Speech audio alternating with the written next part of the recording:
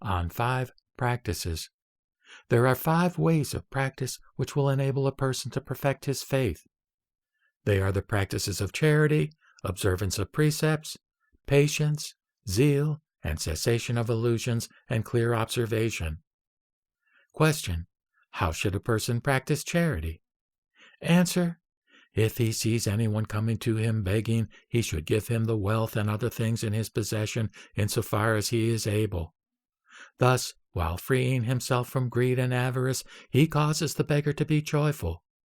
Or if he sees one who is in hardship, in fear, or in grave danger, he should give him freedom from fear insofar as he is able. If a person comes to seek instruction in the teaching, he should, according to his ability and understanding, explain it by use of expedient means. In doing so, however, he should not expect any fame, material gain, or respect, but he should think only of benefiting himself and others alike, and of extending the merit that he gains from the practice of charity toward the attainment of enlightenment. Question: how should he practice the observance of precepts? Answer: he is not to kill, to steal, to commit adultery, to be double-tongued, to slander, to lie, or to utter exaggerated speech. He is to free himself from greed, jealousy, cheating, deceit, flattery, crookedness, anger, hatred, and perverse views. If he happens to be a monk or nun who has renounced family life, he should also, in order to cut off and suppress defilements, keep himself away from the hustle and bustle of the world, and, always residing in solitude, should learn to be content with the least desire, and should practice vigorous ascetic disciplines. He should be frightened and filled with awe by any slight fault, and should feel shame and repent. He should not take lightly any of the Tathagata's precepts. He should guard himself from slander and from showing dislike, so as not to rouse people in their delusion to commit any offense or sin. Question: how should he practice patience? Answer: he should be patient with the vexatious acts of others, and should not harbor thoughts of vengeance. And he should also be patient in matters of gain or loss, honor or dishonor, praise or blame, suffering or joy, etc. Question: how should he practice zeal? He should not be sluggish in doing good. He should be firm in his resolution, and he should purge himself of cowardice. He should remember that from the far distant past he has been tormented in vain by all of the great sufferings of body and mind. Because of this, he should diligently practice various meritorious acts, benefiting himself and others, and liberate himself quickly from suffering.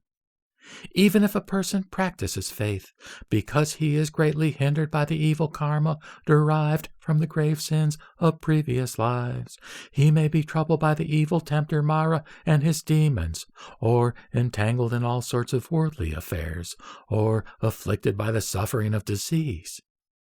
There are a great many hindrances of this kind.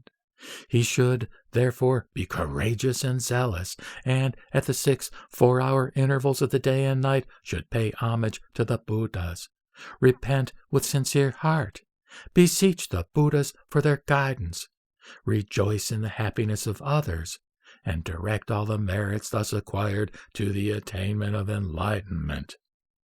If he never abandons these practices, he will be able to avoid the various hindrances as his capacity for goodness increases. Question: how should he practice cessation and clear observation? Answer: what is called cessation means to put a stop to all characteristics or laksana of the world of sense objects and of the mind, because it means to follow the samatha, or tranquility method of meditation. What is called clear observation means to perceive distinctly the characteristics of the causally conditioned phenomena, or samsara, because it means to follow the vipassana, or discerning method of meditation. Question: how should he follow these?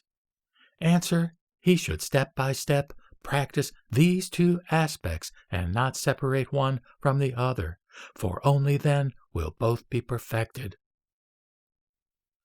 The translator notes that these two methods of meditation, that is, samatha and vipassana, singly and also as a pair, appear in the scriptures of old Pali sources. Much discussion of them is to be found in the sutras and commentaries. Explanations differ, but the basic notion that samatha implies tranquilization, stabilization, cessation, etc., and that vipassana implies discerning, clear observation, distinct perception, etc., remains unchallenged.